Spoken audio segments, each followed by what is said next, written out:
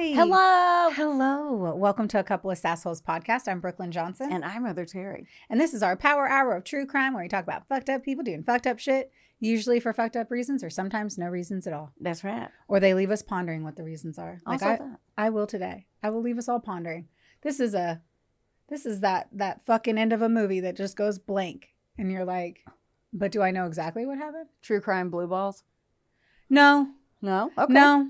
Okay. There's no blue balls. You definitely got to ejaculate. Okay, good. That's always a good thing. That is the most important. Gotta get in it. Yes. Things that have happened. Ew, that made me feel gross. Skip. It made me feel gross.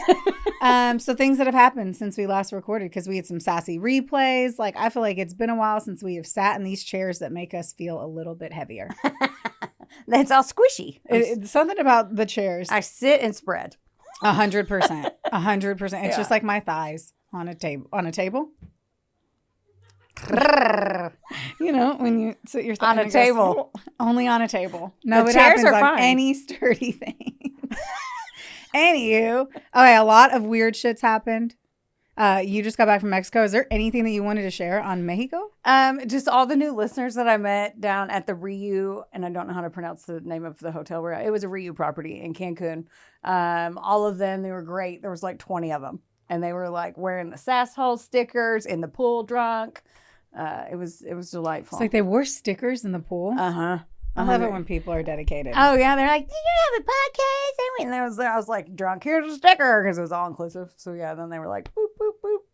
I'm happy to know that those stickers are not all inclusive.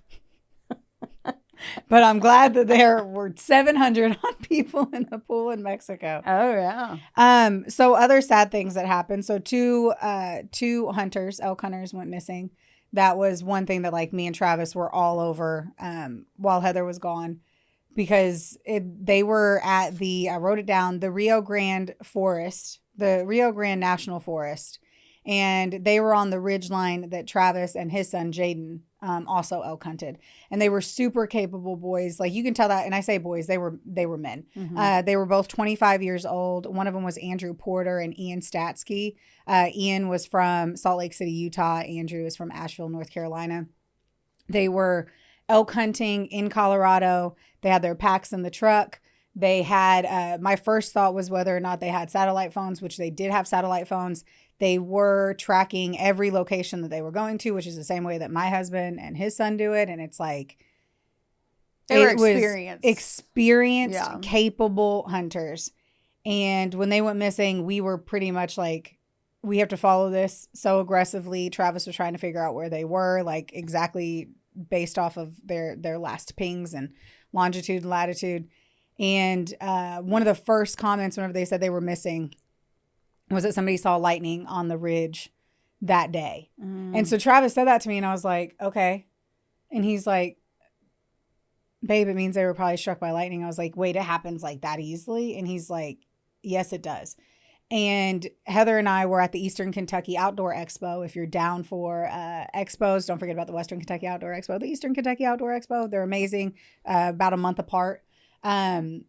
Whenever we were there, one of the guys that was at the show told us about how he got electrocuted. And he was just, and what was weird is he had a really bad shoulder injury and he was leaning up against his tent and he was shocked. He was electrocuted, and it broke all of the electrical devices that were on him or near him, but it mended his shoulder. Yeah. And he had full use of his shoulder again, which he didn't even realize until he was doing something. His friend was like, I've never seen you lift your arm up that much. And he was like, what do you mean? And anyway. Yeah. So we knew it happened. Yeah. And I've heard it a lot from backpacking and hikers 1,000 times. They're like, the mountain storms coming out of nowhere. The biggest concern is being struck by lightning. Well, their bodies were found 5 days later, and they were struck by lightning. So then I was reading the article before I got here to just like double check everything, and like they're like the hair on their body, like they were singed. But they did say too, it seems like the second it happened, like it was a lights out situation, which is the only thing you can hope for. Right. And I was like, Travis, I don't even know how I would feel if that happened. Like, he goes, I'm sure what they did is the rain got really bad, so they went and they sat up against a tree to wait for the rain to stop. And unfortunately, that tree got struck by lightning. And he was like, the one thing you can think of is like, what I love to do is hunt. And he was like, if that was my last moment, was sitting underneath a tree during a storm doing one of my favorite things, I think that there wouldn't be a more like wholesome way for me. Now, obviously, these kids were 25 years old. They were so young, left their families way too young. And it was just, it was just really sad.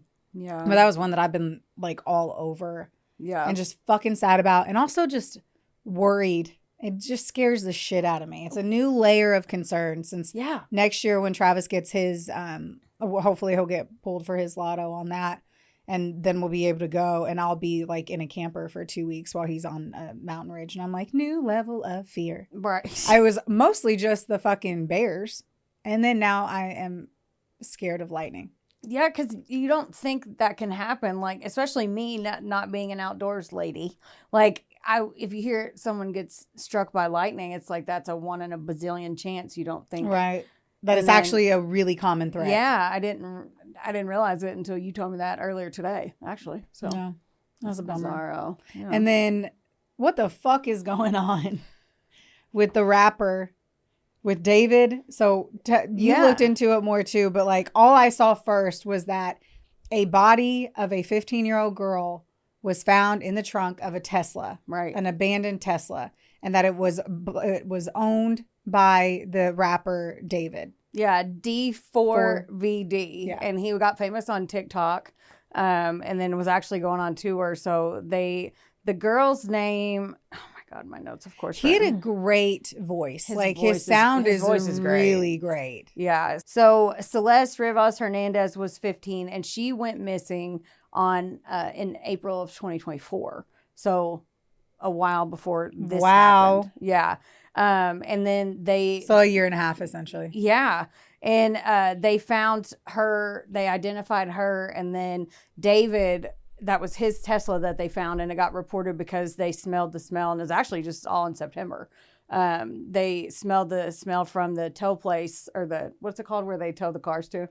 When you said tow place, I was like, with the toes? The place with the toes. I was like, a nail salon. I was like, I don't know. No, but the vehicle was wasn't it impound lot? Yeah, so it had been left abandoned, so it was impounded. Yeah, it was at the impound lot, and they traced it back to him. He lived close to there in a place that he rented. By the way, he was renting it for $20,000 a month. Anyway, so they traced it back to him. Then they just on the 16th, they actually served a search warrant on his apartment and stuff. They haven't arrested him yet. He's still out. Now, people are starting to back away from him because there's a lot of conspiracies about how the two are connected, because she was 15, he was 20. They started digging in. It's a lot of web sleuthing too, actually, because he was on TikTok, so his life was in front of the camera. Yeah. So they dug deep. He had one of his lyrics that wasn't published, but somebody dug up. It says Celeste with her name on my chest. So, like, she's 15, he's 20, and they had a friendship. They went live a couple times on TikTok together. There's a video I saw that allegedly he'd made the heart shape when she was at his show. So, like, and there's also somebody, TMZ reported, and he has a tattoo on his finger that says, his index finger that says SHHH, and she has the same one. So there's a lot of things that nothing's proven. Right, because they're saying that he's being super cooperative with the police is what I saw. He's still posting saying this song's dropping on this day, but like her body was just identified and they started the autopsy on the 16th of September. Now, I also had heard too that the body had been in the vehicle decomposing for an extended period. It had been a minute.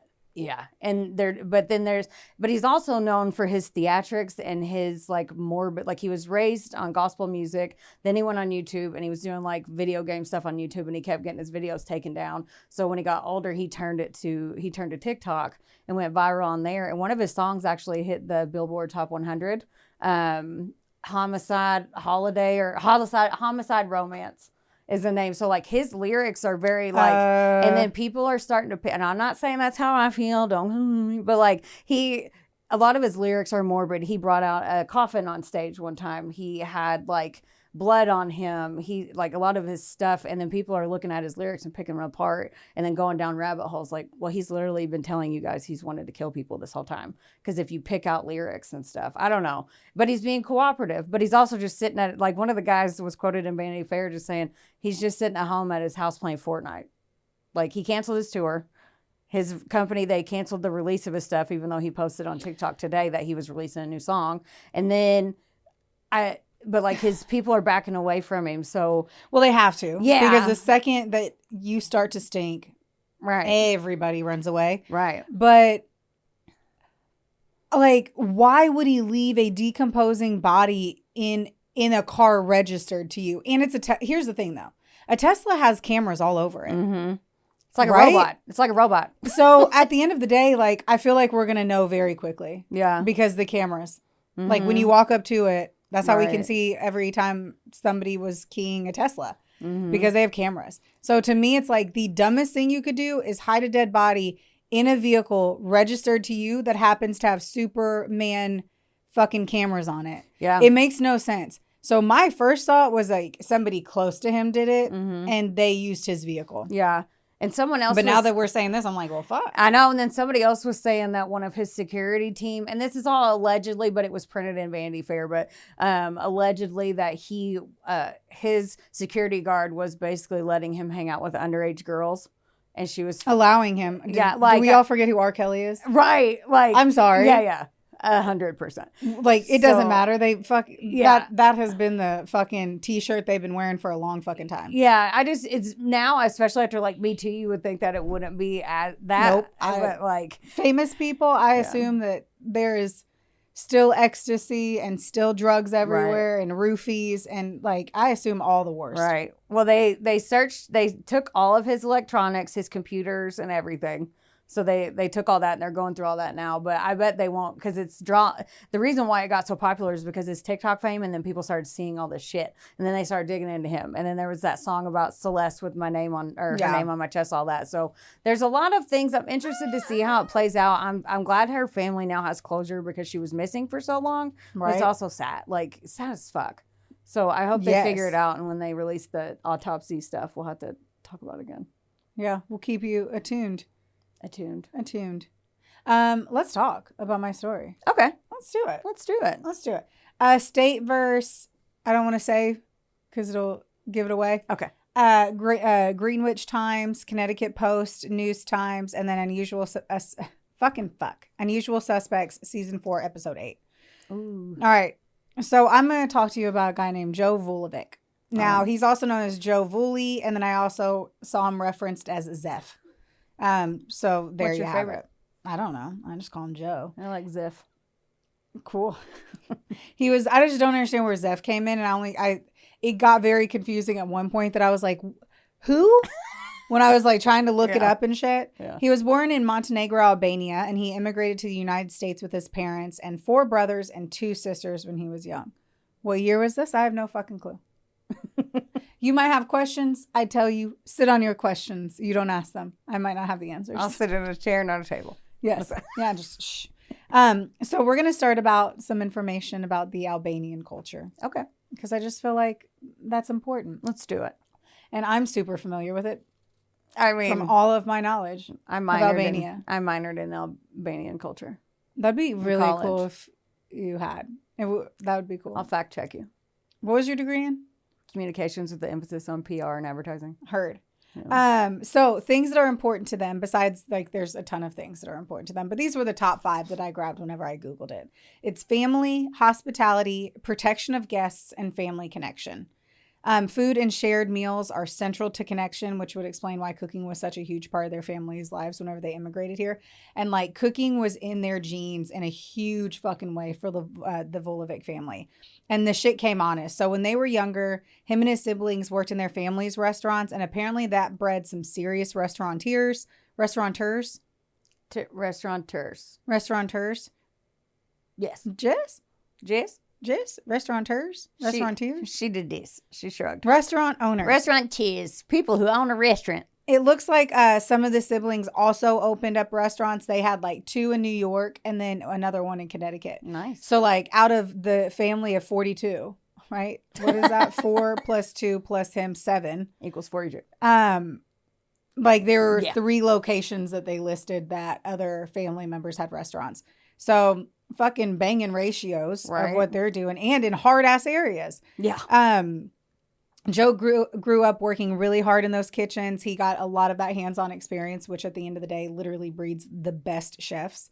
As he gets older, he ends up working at Vulevic, which is, so his last name is spelled Vulevic. And he worked at a restaurant called Vuli, Vuli. So then I had to double check everything that somebody wasn't fucking with me online. And apparently this was a revolving restaurant atop the Stamford Marriott and had years of experience from there. So this place is now closed. I ended up finding a Facebook group called Stamford, Connecticut, the way it used to be. And everyone talked about this restaurant. Everybody was bummed it was gone. Yeah. They were like, I never got to go. It was great. And then one of them goes, hey, is that where the blank, blank, blank happened? And it wasn't. It's somewhere else. But it still got my goat that, like, I guess Stamford had changed so much. There's a fucking Facebook page of, like, everything it used to be. I was like, rock on nostalgia. I love it. Nostalgia. The goal for him is to always open up his own restaurant. I think that's what there's literally 12 fucking hit shows on this. I can't even lie that we just started. So we were watching The Bear because sexy man. Once more, sexy man only because he's a great actor. I would not be interested in him if he just like appeared in front of me. That Jeremy White, he's great. I think he's wonderful. The main dude on the show? Yes. He's cute on the show. But then, on the show. Mm-hmm. Yes. Or if he likes saying. The other one is the Black Rabbit. And so it's another one with a restaurant owner. And I don't know. I just got too into the restaurant thing and that's how I got here. So I also work for a restaurant owner. So I'm like very into restaurants right now. And it's a lot. Anyway, Joe had the same desires and he was ambitious as hell and he was determined to make it happen. So in January of 2003, Joe opens up the Gusto Ristorante which is his very own restaurant in Danbury, Connecticut. I also picked this one because my sister used to live in Danbury, Connecticut, and I've been there. I came whenever she had her first of 400 babies. No, her first of 5. And when Rowie was born, I went to Danbury to visit. Is it pretty there? Back then I was like in Miami and traveling the country, I was traveling the world fucking hell.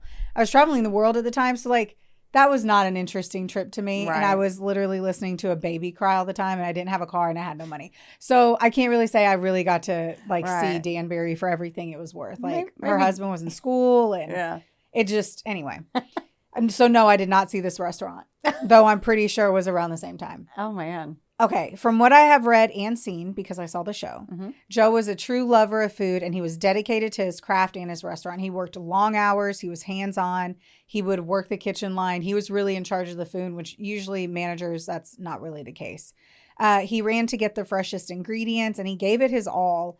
And he was known for being a perfectionist, which is what you have to fucking be if you're going to own a restaurant. Like, I don't think you can just... You could be like, that's good enough. Right? Yeah. Then no one's coming back. The restaurant was upscale as fuck. So it was a Manhattan-style dining establishment with like a banging-ass wine list. It had refined table settings with Waterford crystal. Oh. Which is like $1 million a glass. So then I was like, okay. And they said some type of Chinese like place setting, which I could only assume was expensive, but I didn't care as much about that because I was so into the cups. And so Waterford crystal is $100 a glass. One glass is $100. One glass. So to have that in a restaurant, shit. When glasses break so much, damn. I was just like, what's the cubic zirconia of Waterford? Like any, you can't tell the difference. You can't tell the difference. I'm not trying to say. Well, I'm gonna say you can't tell the difference because I'm not a fucking snob and I don't know it. But like people go antiquing and find Waterford because somebody didn't realize it and they fucking put Waterford on a thing for $5.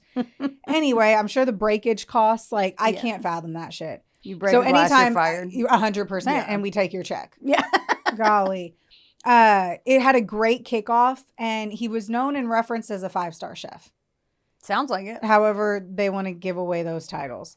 Now, his career might have been taking off, but his family life is a little bit of a different story. He married a woman named Valbona, and they had 2 daughters together. For many years, it seemed to be a beautiful marriage, and his life was really adorable because they had a lot of videos of him with his daughters. Aww. He was a really great father. His daughter had talked about how they had a big like rock in their backyard that they would sit on and like look at the stars. And there were tons of videos of her like playing with him in the pools and vacations. And it just seemed like he was a really like active, fun dad. Right. That warms my heart. Yes. But I'm going to go back in time a little bit. So he opened that restaurant in January of 2003. Okay. Here are things that are officially going to start to grind my gears.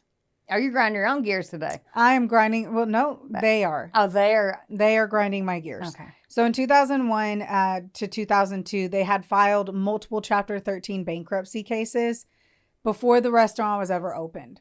So I have a lot of confusion, and I don't feel like they talked about it enough on the show. And then I also realize you don't find a lot of information online. So there you have it. I'm like, I just don't... I don't think it's a good idea to open up an upscale, expensive ass restaurant when restaurants are the most likely things to fail and they cost a shit ton of money and it takes a really long time to get out of the red.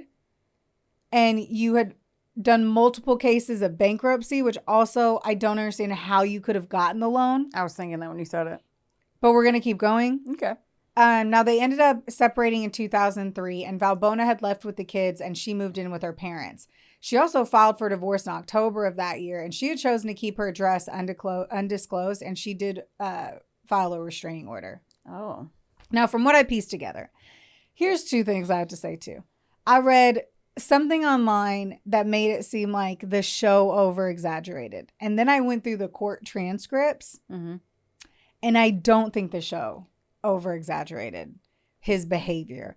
So I feel like he was like obnoxious when he was drunk. Oh. So I'm not going to talk ill of him particularly, but I can say his behavior was belligerent at times. And so it kind of looked like he would get like either he did not want to get divorced at all. Yeah. He did not want to get divorced. That was apparent. Everyone said it. Those closest to him, yada, yada, he did not want to get divorced. Obviously, Valbona had her own reasons, and she doesn't like take to the limelight of this. And that she went back to her parents. She didn't go move in with a guy. So I'm not over here thinking that she had someone else on the side. That he had called over and over and over again. And that's why I think she like did the restraining order, because he just wouldn't fucking stop. Oh, he's like, I'm not giving up on this. Yeah, like You're my lady. I'll keep calling you. Yeah, like, you know what? At the 99th call, I wasn't going to, but that 100th one, you're persistent. They say that you just have to keep trying. You know, you just keep going until you just make them literally despise you. Yeah, and then at your anniversary party, you get to tell how you guys reconnected, and it was like, well, after the 250th call, I was like, all right. It's like those funny ones from way back in the day whenever they're like, after the 12th proposal, when he proposed to me the 12th time, then I was like, this is it. This is it. He also, I mentioned like, it seems like he was a big drinker, though they didn't say any drinking had anything to do with like his work or anything like that. I think he probably had a sharp fucking tongue if I was going to guess. I did wonder that too, though, on like, I do wonder how he coped with like not being able to see his daughters. Yeah. And how that, like, if there was a restraining order, then he couldn't see the girls. And maybe he was calling over and over and over again to see and talk to his kids. Let's just say that really could have been it too. That could be another avenue. Yeah. It appeared he was a great father. Yeah. So he could have just been so obsessed with wanting to like see his kids. But yeah, that stuff can get dicey because you never know. You never know. Yeah. Now, his main person, his business partner, his confidant, like his Bessie, was his nephew, Marash Gojcaj. Now, they lived together in Danbury. I read that they lived together. In the show, it did not seem like they lived together. I need to be so honest here. There are like things that I read and things on the show, and this is what like fucks my brain up is whenever I see indiscrepancies between like articles from court and shows. Yeah. You know, I'm like, ooh, who said that? How did this make it on the TV? Like, Yeah. that's not what I saw. And the good thing is that we check, and then some people just ignore the beginning where it's like some things have changed for dramatic effect or whatever, that little disclaimer at the beginning. But we actually like look at the court documents. You're like, well. And I could have missed it too. Like in this show, they said at one point that Marash went back to his apartment. They never said his apartment with his uncle. Right. So yeah, whatever. That could have been me missing it too. But anyway, they were in the restaurant business together. Again, the big thing about the Albanian culture was how important family was. Right. Like, I need to say that family was everything in their culture, which is not the same in the American culture. Right. Because we're over here like, family's what you make it. Now, with the restaurant opening, it looked like things were going to go well. And for a while, it did. Mm-hmm. But within the same year, this thing started to flounder. They were struggling financially. Obviously, they had debts that were unpaid. Yeah. Because you weren't going to, this wasn't flipping a house. There wasn't a big windfall of cash coming through. Right. Vendors are pressing him for payment. It's crushing him. Around this time, he's 41. Okay. And Marash is in his early 30s, just for reference too. So not a big difference as you a 10, 11 years versus fucking.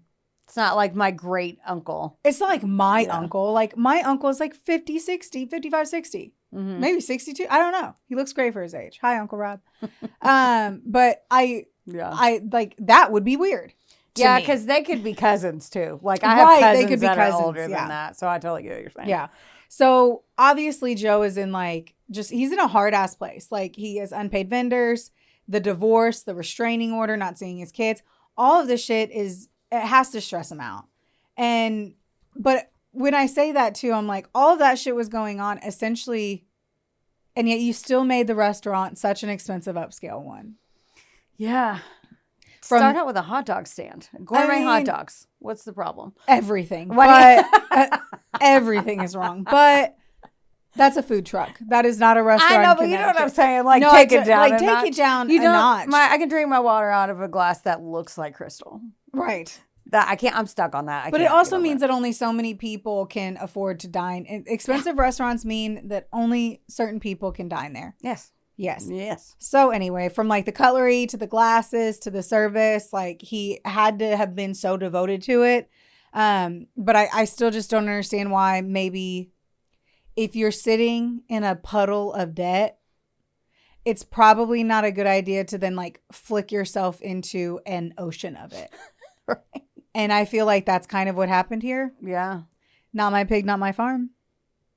Now, the house that Joe and his wife owned had foreclosure attempts on it too. Bad state of affairs. Now, where did this money come from? Here is where I'm going to say, from what I saw and I'm going to tell you my version. Okay. I'm going to be honest that this is Brooklyn Johnson's version of events. And I'll tell you what else I saw and why I'm I don't believe you. I don't fucking believe you. Now, where could the money come from? Because you can't just get $200,000 loans when you filed for bankruptcy and your house has had foreclosure attempts. Yeah. I just know for a fact you can't do that. Right. You can't apply for loans after you've declared for bankruptcy in any capacity. Mm-hmm. Now, it's an Italian restaurant. So, I'm just going to assume it is by Gusto Restaurant. But probably the mob, right? That's why I said loan shark for real, though. Yeah. So, according to police warrants and local reporting, before opening Gusto Restaurante, Joe Vulevic and his nephew / business partner Marash Gojcaj borrowed a Gojcaj. Borrowed a large sum of money from Rudaj and Kaladi. So these names refer to individuals associated with the Rudaj organization, sometimes described as the Albanian American organized crime group operating in New York and Connecticut in the early 2000s. Reportedly. Allegedly. And I have to say reportedly because I just saw it on a report. I don't even have an allegedly. Oh. $200,000 was loaned to them by these fellas. Now, I'm going to say we're going to get to something else. They're going to dig in deeper, and it seems like that wasn't the case, but I call bullshit. I'm calling bullshit, man. There's no other way.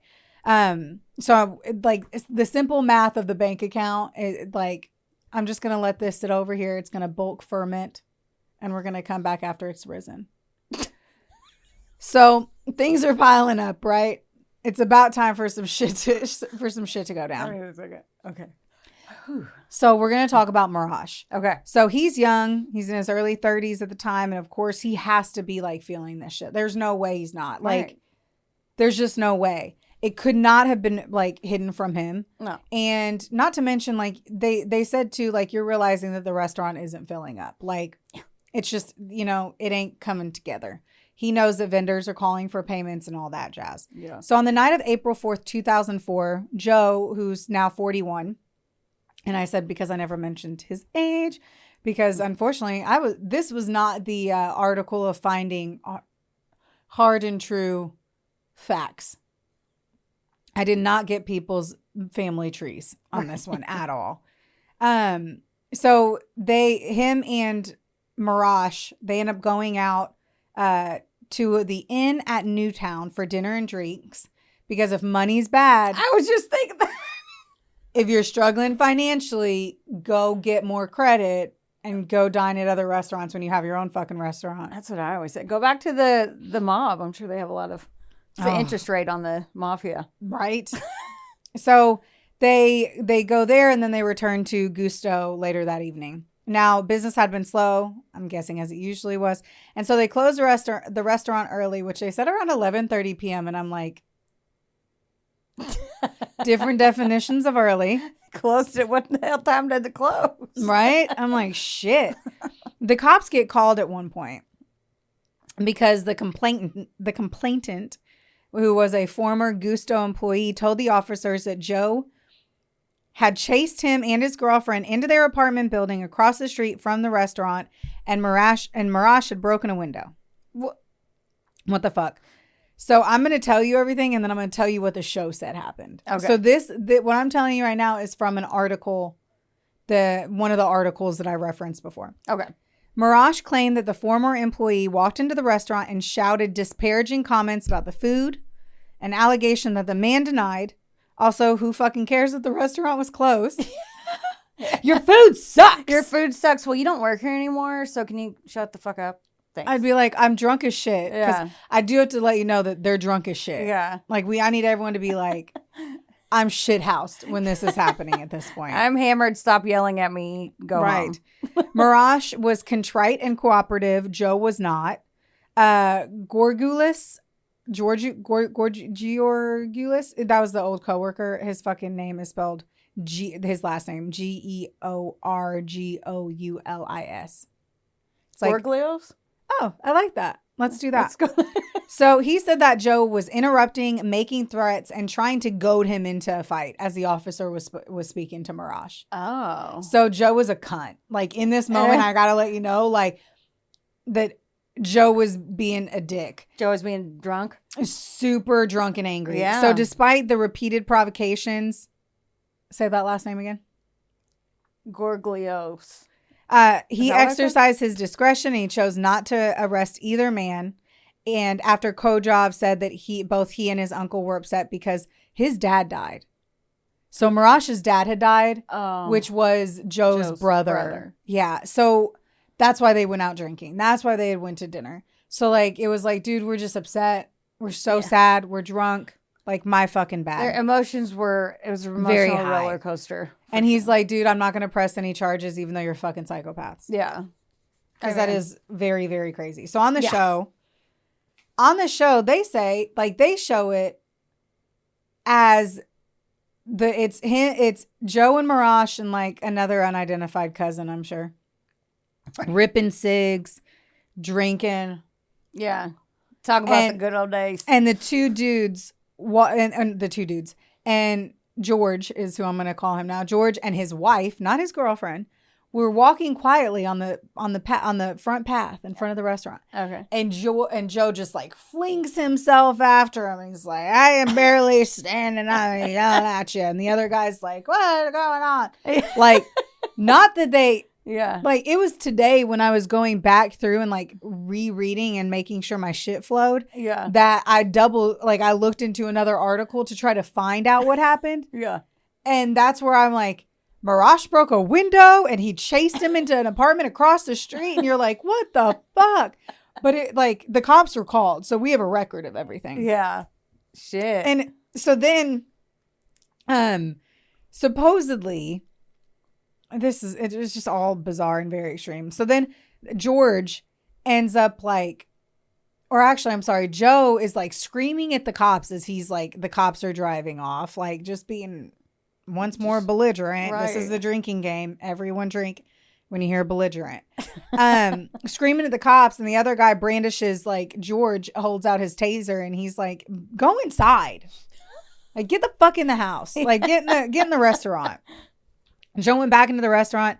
And so I didn't see this in anything that I read, but in the show, they say that like Joe is like literally smashed and he starts breaking shit in the restaurant. So he's like throwing chairs over the place. He's breaking plates. What? Throwing a tantrum? Like, yes.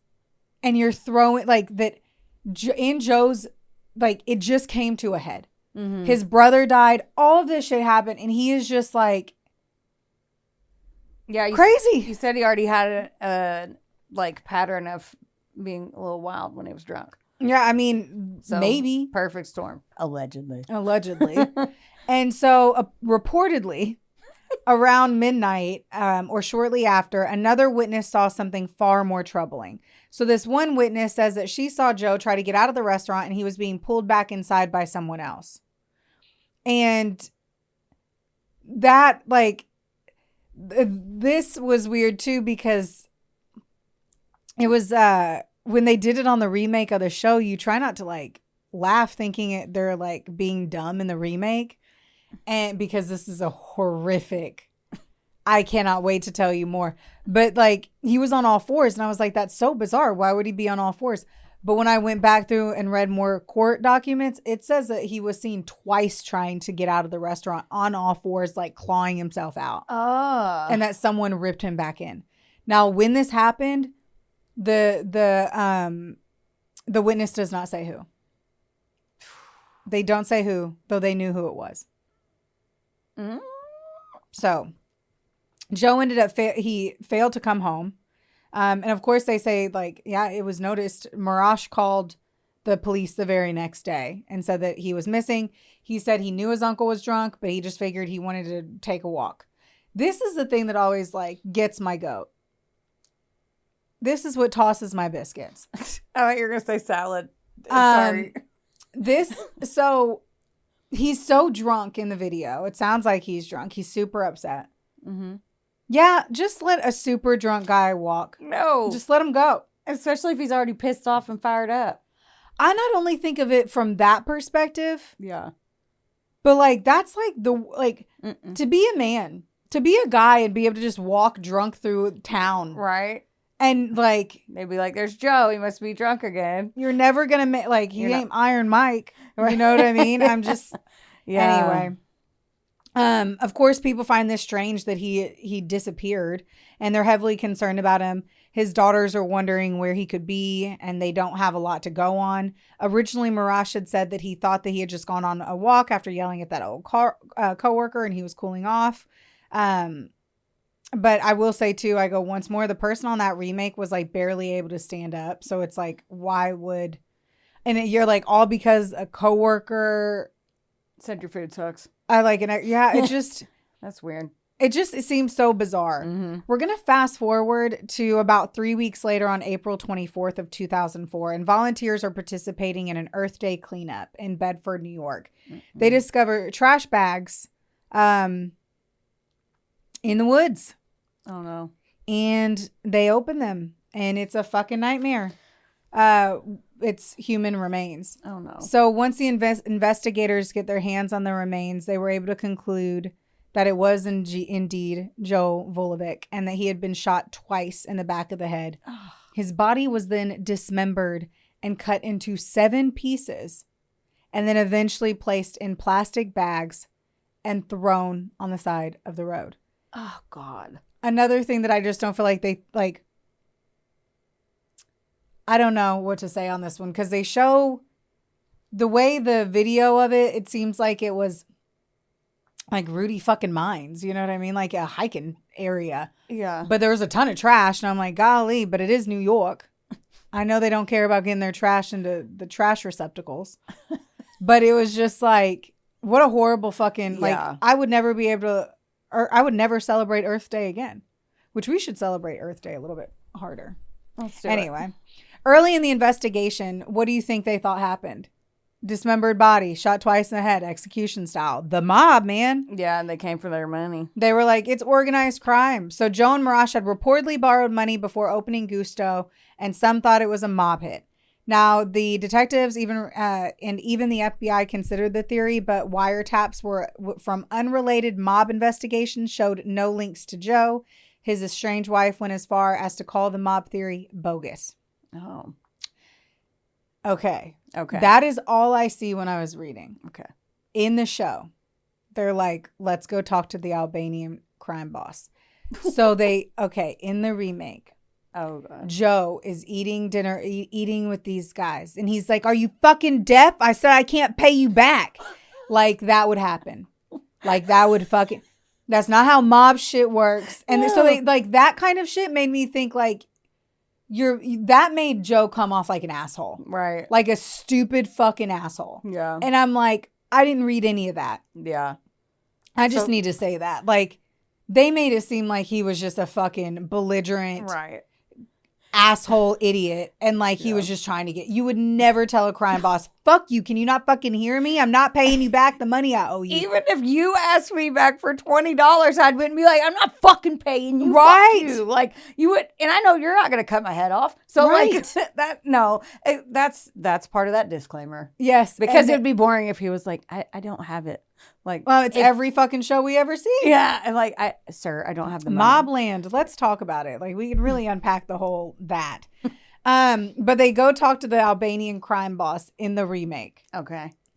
And these are the other cops. Like these are cops talking about what like, so I do believe this happened. They just didn't put it into other articles that I read. And by the way, all the mob hit guys have those ridiculous hats. Which hats? Not witch hats. No. I'm done. Like almost fedora-y. Yeah. Yeah, but like stupider. How? Wait. Like thinner rim. Oh. Fedora top, thin rim. Anyway, so they say that they talked to the dude. Oh, and by the way, when they're saying that they think it was a mob hit, get ready for this. They have a dude like pull the guy and he's smoking a cigar and he has like a saw. Like it's nothing. Like he's like cutting into butter. And I'm like, this... Like just over here, just like the reenactment was my gosh, was just so ridiculous. It sounds like cinematic gold. Oh, I mean, okay. So he goes, I don't kill men for that kind of money. Dead men don't pay you back. Then they said, well, what if he disrespected you? And he goes, I wouldn't hide it. I would kill him and I'd leave his body for his family. Duh. Like, right. I'm not hiding a murder. If you disrespect me, I'm killing you and your family. Why would I then hide the body? They typically do, from what I've read and stuff, like they're going to prove a point. They go into your kid's 13th birthday party in your backyard and murder you. Right. Like that's what they do. They're not going to be like, let's drive. I don't know how far that was away from Danbury, but they're not going to go hiking and take him out there. Right. Yeah. Exactly. So, of course, after they dig through all of this and then they get the forensic accountants in to review their books, it doesn't look like anything had really gone down like that. That's the part that I kind of like, or at least that they say to the degree of him being killed for. But I still think there's no other way I can understand how he got the money. He can't go into one of the check into cash places and be like, hey. Right.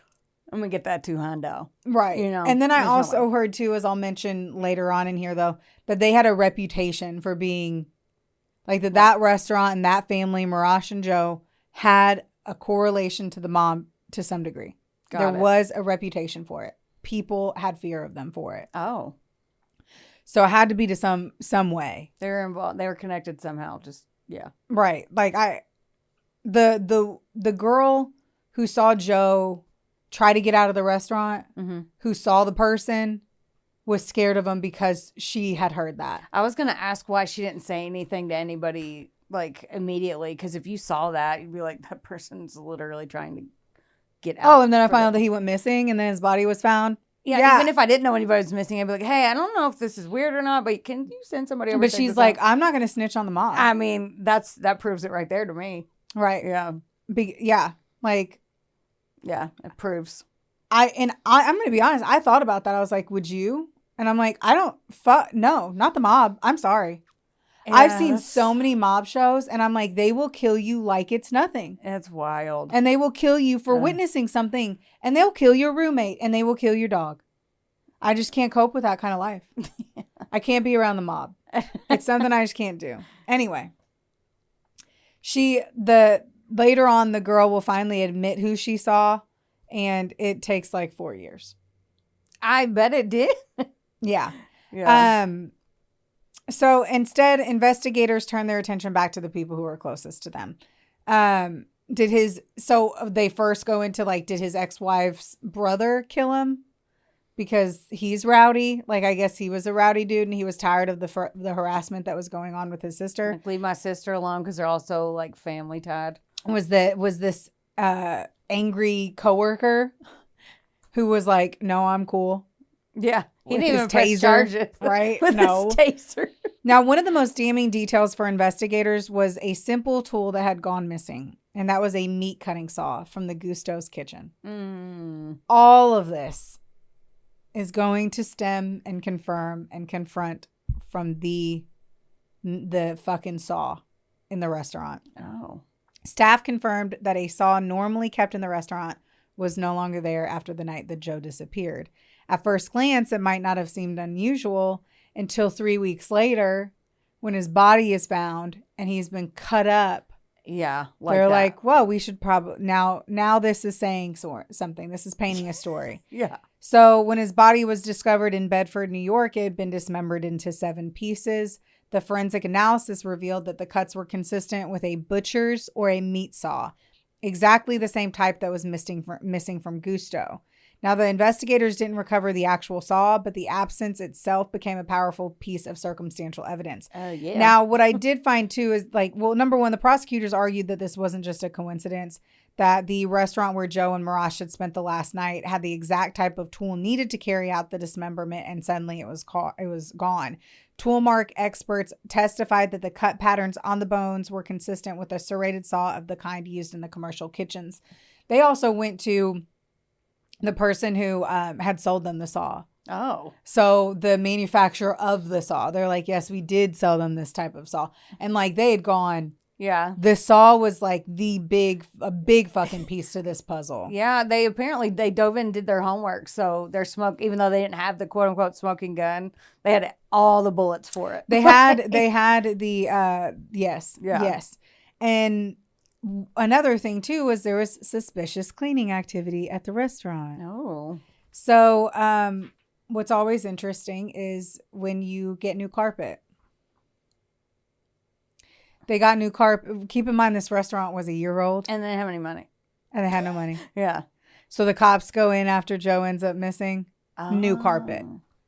Well, what the fuck? Shady biz. So they go to where the new carpet came from. Mm-hmm. And they go and find the carpet that they had removed from the restaurant. Oh. And found a huge portion of the carpet missing.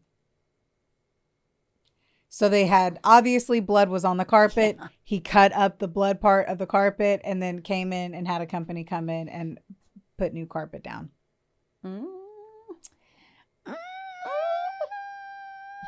And then the alarm system. So the thing is Marash had been like, dude, no, I left. Yada yadas. It doesn't help when you have your fucking security alarms that you're... Homeboy Marash did not think, guys. It was Marash. What? Who's shocking? Like, I'm friends, Phoebe. This is brand new information. Right? Like, they didn't even look at him originally because they believed, like, it was so improbable. Yeah. Because they were Albanian. Family. That it's amazing, too, that they're like, because of their culture, it's improbable. Yeah, but then, I don't know. Here, though, we look at in the inner circle first. What's Right. everybody say? True crime. The husband did it. Right. Doesn't It's matter just- if they yeah. really loved each other. Like, Will really loves me, but if I turned up missing, they're going to look right at his ass first, regardless. So That is terrible seltzer water. This I'm like, let me just take a little hit. That is not good. it's So, it's seltzer water. I'm sorry to say, it's the Kroger sparkling it's water. mojito. It's the mojito flavor one. And Jess is like, do you like mojitos? I was like, yeah. And she's like, you like seltzer water? I'm like, it's all I drink.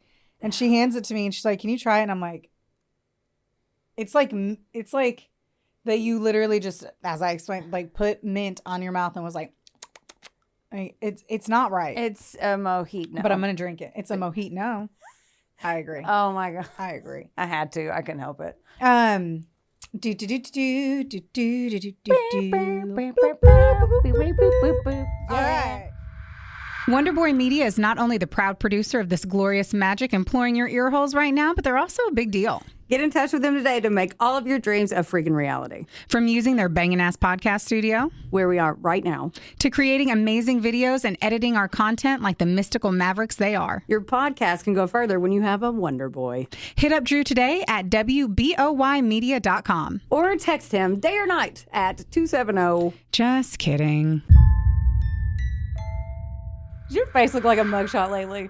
Then it is officially time for you to visit Hetef Aesthetics in Owensboro, Kentucky or Nashville, Tennessee. That's right. Go see our girl Amber Teasley and her team because they'll have your face and your skin look like a damn filter. And their staff is absolutely amazing. It's like a mini Botox party, which personally is my favorite. You leave looking fresher and you don't have a hangover. Another good thing is that if you go in there and you tell them that a couple of sassholes sent you, you get 15% off of everything. That's unbelievable. So if you have been considering getting that glow up and making that ex jealous, it's time.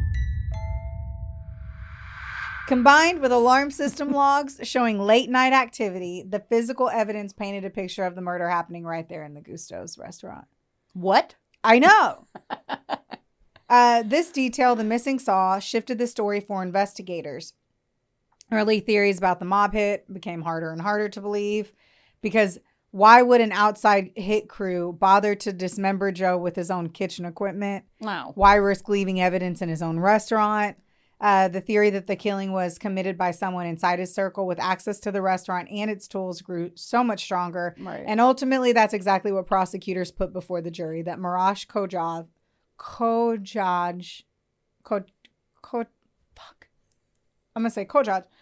his own nephew and partner had killed him. That's so sad. And then he used the very instruments of their livelihood to cover it up. Other things that helped was that Marash was saying that he had left at certain times. And then he was very adamant about the times that he left the restaurant. And then obviously the fucking door was like, no, bitch. Yeah. He also said he left at certain times. And then he made phone calls. No way. Wait, he what made year is phone this? calls. 2004. Okay. So We knew. Yeah. We knew. This was almost by the call after 9. Call me back after 9 cell phone minute time. You know what? You say that, and I was like, I was in high school. So I'm like, we knew. I don't know that I knew as a high schooler that was the case. I graduated in 2004, so yeah. Yeah. So he was making phone calls, and it was pinging off throughout the city, perhaps close to where the body was dropped off. Probably who the fuck are you calling? Yeah. Who's he calling? Who are you calling? I don't understand. For something that didn't seem to have needed it to take 4 years, it took 4 years. 4 years. I don't know why. Were they scared because they didn't have the No. saw? No, I was thinking about to prosecute. I mean, they had everything else. Yeah. They had everything else. That's my only thing to think of that they usually try to go. They don't want I to know. try it again if they think that there's a chance they might lose Right. or something. Then maybe it took like the witnesses. I don't know. Well, so then they say because of when Gorglios had said with his taser, "You get back in there," that Marash was saying, "Yeah, I was pulling him back into the restaurant because I didn't want him to go over." For him to be like, get back in there in the middle of the fucking night. You know what I mean? It made no sense. It made no sense. Like they're saying that is why that witness saw. And then, so those 4 years later, they interview her again. And she's like, yeah, it was Marash. So she knew for this chick knew this whole time who was likely the culprit and couldn't say anything. Marash was arrested in March of 2008, and the trial opened in September of 2010. I'm going to give you crazy years, and I don't understand He why. had to wait a while. And they featured testimony about those strange hours of the night of April 4th. The coworker outside the restaurant, the witness who saw Joe get pulled back inside, and the damning forensic details. I need to insert in here real quick that when he was arrested, he was in jail for a DUI. Marash was already in jail when they realized that they were coming for him. So, during the trial, a New York inmate named Anthony D'Amato testified that while Gojcaj was serving his time in New York, he confessed that he had shot and killed his uncle, dismembered the body, and left it by a roadside in Bedford, New York. So they had a jailhouse snitch. Yep. And he was in there for a DUI. I was he was like, trying to act like a bad guy. I was like, you know what? Always a good idea to, admit to your crimes. You're like, hey, Anthony, I know we're wish they pretty would. close. We're pretty close. We've been in here for 16 hours, right? Well, you have to think Let me about tell it. ya. He had gotten away with it for 4 years. Yeah. Or maybe the other guy had a worse crime than he did. And he was trying to act hard. I mean, whatever it was, he had gotten away with it. He had no Yeah. idea that he was going to get arrested for it. Right? Like, you have to Yeah. stop and realize, like, dude got a DUI. Yeah. And he could have been drunk. He was like, I ain't shit. I killed my uncle and fucking chopped up his body. And it's like, okay, bro. And you're like, cool. I'm going to Right? sit over here. Of course, during cross-examination, they're like, Anthony sucks. He is a long criminal. Oh, yeah. Whatever. Who Doing the fucking thing. cares? All the things. This was just icing on the cake. They had so much other fucking evidence. Yeah. It really didn't matter at that point. Right. On November 5th of 2010, the jury returned a guilty verdict after 3 days of deliberation. At this time, Marash Gojcaj was 34 years old. I think maybe every time I kept saying 34, maybe he was in his late 20s, because that was the only time I got his age was whenever he was in during trial. So he was probably in his late 20s and whenever this should happen. Math is hard. A murder charge in Connecticut generally carries a minimum of 25 years and a max of 60. In March of 2011, once more, we're still taking a long time. I know. It's like 2004 to 2011. He was arrested in 2008. In 2011 is when he's like fucking sentenced. My God, if he was innocent. Yeah.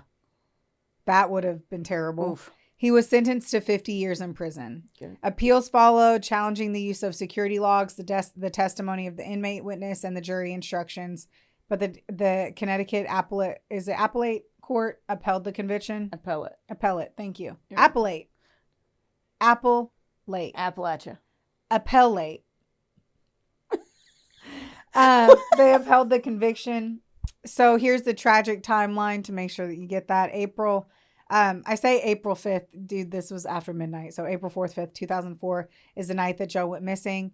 April 24th is the day his remains were discovered. 2008 is when his nephew was charged. 2010 is when the guilty verdict was delivered. And 2011 is when he got the 50-year sentence.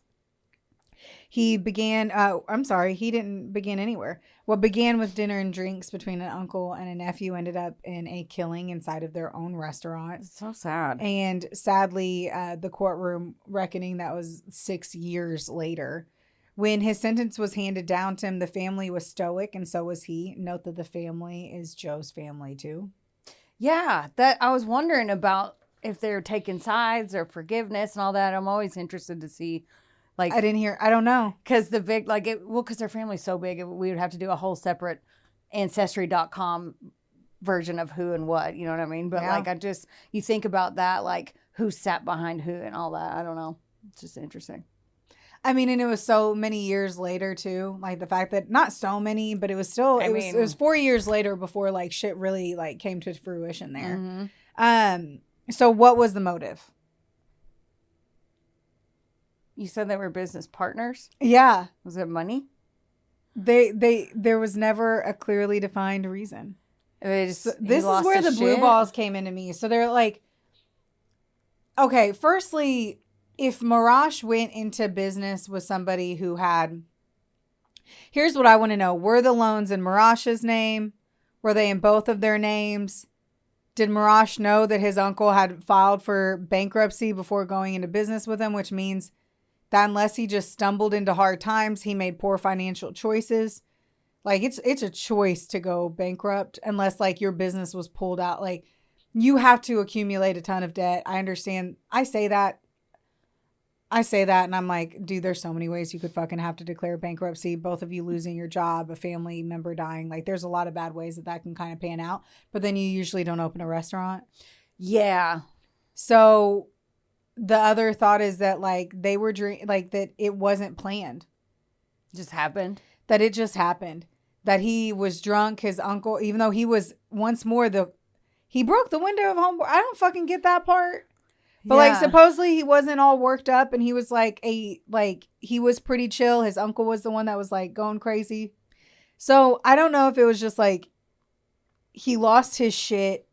His dad had died. Mm-hmm. His uncle's being a belligerent asshole to an old right. He's acting crazy. Like, he comes back into the restaurant and he's breaking expensive things that they don't have money for. Yeah. It could have all come to a head, like, and I'm not victim blaming, but I'm just saying, who knows? Maybe Joe got really drunk and he was like, well, fuck your dad. Your dad was an asshole anyway. He's drunk and like his, right. And maybe he snapped. He's like, you just broke $2,000 worth of glasses. You broke 20 of them. Like, right. So who knows what happened after their emotions were heightened. They were re-heightened again. The adrenaline's going. They're drinking probably more. And like, close people fight, especially if they're in business together. You fight way harder with family than other people. Yeah. So like, no one knows. And that's the sad part. But it was also 2 shots in the back of the head. That's the part I was going to ask about. Because like, that's what they thought was first a mob hit, right? Like, he had said something smart, and then the dude went to the restroom, came back, shot him in the head. Yeah. In the like remake of it, they show them getting into a fight because Joe is like pushing Marash and shit. And then he ends up like pushing him on the ground and taking his gun out and shooting him in the back of the head. It's just, no one talked about the gun. I also didn't see what happened with the gun. Whose gun? Who was it registered? Right. Kind of bullets. I think one bullet went out. The other one stayed. Like, I don't understand that part as well. And you're right. I feel like it was a crime of passion. Yeah. Like, he had gotten so fucking pissed off. He was so fed up. Like, that's all I can think. Like, but his stoicism in it, and like, I don't understand either that it didn't seem like there was any remorse. Yeah, I was gonna ask. And if they were so close, wouldn't you be like torn the fuck up, crying about it? Yeah. So upset. Like, it also seems like he was a fucking conniving dude in itself. Yeah. I don't. To shoot your roommate, if they were roommates, your uncle, who has been so close to you for like. Right. I don't understand. I don't get that either. I don't either. If you're real mad, if they were drunk, wild guys punch each other in the face and then walk away or something. You know what I mean? You just hit. Yeah. Not condoning violence, but like you just hit him in the fucking You could mouth. sell your side of the restaurant out, which would be worth $0.99. But like, he could have just been like, I'm done with this shit. Yeah, I'm over it. It's not worth it to me. Yeah. Like, we're not cool anymore. Like, I fucking hate you for your mistake. Who had the taser? No, the taser was the neighbor guy. That was the old coworker. Okay, was he? You kept saying, like, every time you did it, it made me picture like an 85-year-old man. And I was like, I just feel like if you brandish a taser and you're like, get back in there, like, that just feels old. And the dude was young, like, in the whole replay of it, like, the dude was like young. Our age right now. See, fucking 5 years younger than us. It's just I just can't fathom being like, don't let him get out of the restaurant. Like, it just seems so. Get back in your. They said brandish like it's a cattle prod. Yes. Now, from a News Times article, it looks like the restaurant is now called Toscano. So I'm like floored that like someone bought it. They bought him out. They bought it. They didn't buy him out. Buying him out implies that they bought that this was Gusto Restaurante, right? But no, 100%. Like, somebody bought the. I don't know. I'm like, dude, if there was a violent death by a family member, a business partner to business partner in a restaurant in the middle of the night in a traumatic way, I don't think I'm buying that specific building. Would you? Unless I turned it into a haunted. That's what I was thinking. Haunted restaurant. Yeah, I like them ghosties, so I don't know. Maybe, but I feel you'd have to like sage the fuck. But then I also feel like it's not okay to do it unless it's like, I don't know. I'm not trying to be Unless this you person, pay but like it's like, homage to them. well, it has to be like an old, like, I don't know. I struggle with that stuff unless it's old, like the Bell Witch. That was so long ago. So yeah, go ahead and have tours and do Got all it. of that. But like a 2004 murder of a nephew and an uncle, it's like that seems like that's in bad taste. That's a little exploitation. It can toe the line of exploitation. Which is I feel damn like- near anything anymore. Yeah, but I feel like you can look at it that way for sure. Yeah. So, I don't know. That's the sad story of Joe Vulevic being shot by his nephew, Marash Gojcaj. that's so uncalled for. I just feel like, none of them are. It is super but uncalled for. You know what I mean? Like, it's just so, like, you didn't need to do that. Right. It's so fucking rude. Like, And mean I watched and the whole terrible. thing. And like, I decided I was doing this either way because I was just like, restaurant owners is like all over shows right now. And it was just on my mind. Yeah. And so I was like, I'm going to do this either way. Right. And I felt like they held on so hard to them being Albanian and acting like their culture would prevent them from murdering each other. But then there's Albanian crime bosses that are involved in the storyline. Yeah. And you're just like, oh, what? Yeah. I guess the Albanian crime bosses only murder outside of their family I know, tree. but aren't they all family? That's what the mob is. Like, I don't know. I don't know. I don't either. understand. I don't Jason, do we? It was just, I don't know. It was a bummer one because it really did just seem like Marash. Like, I don't get it. I don't understand it. I don't know why you did it, dude. Yeah. No. Well, there you have it. There you do have it. That was my story. That's all I got. I got nothing else for you. Yeah. Well, now I'm going to have to go look at, are there pictures of the restaurant online? Like, I want to see the inside of it. Like now, then and now. Yes. Oh, yeah. I will make sure I have a note to send all my photos to G's. To G's. To G's. And so I'll make sure to send those. Yeah. Wow. Well, don't forget. Right. I thought you were going to do it. Oh, okay. Don't forget, rate, review, subscribe, do all the things. It helps us out and it's free. So why not? Do it. Tell your friends. Tell your mom if she's cool. Yeah. Please do. We love you guys so much. We sure do. Don't forget, don't get mad. Get sassy. We love you, bye. We love you, me.